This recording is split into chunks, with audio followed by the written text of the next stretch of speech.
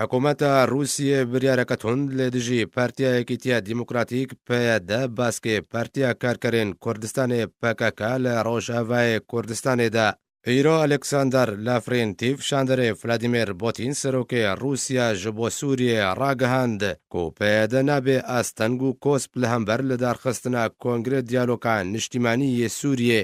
ئەلێکساندەر لافرێنتیڤ ئەشکەرە کرد و تورکیە بە ئەوایەکی بنبڕ ڕەت دکێک و نوێنەرێ پێدە و PKK بەشداریە di Kongrê Sûçî de bikin.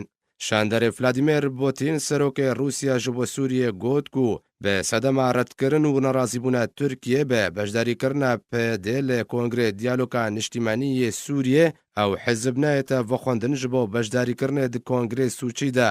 داخویاکردن ku kesayetiyên Kurdên Rojavayê Kurdistanê yên bi bandorê bêne vexwendin û wê beşdariyê di Kongrê Sûçî de bikin. Herwiha Alexander Lavrentiev serbar kir û got ku welatê wî niha mijûlê destnîşankirina kesayetiyan e ji bo beşdarîkirinê di Kongrê Sûçî de û di nav wan kesayetiyan de kesayetiyên Kurd yên bi bandor. Alexander ronahê xiste ser babeteke girîng taybet bê Kurdan û got ku welatê wî wê hewl bide ku nwêneretiyeke berfereha Kurd dê Kongrê Sûçî de hebe ew jî bi mercê ku ew nwênerên Kurd peywendiya wan bi PYD û PKK ve nebe.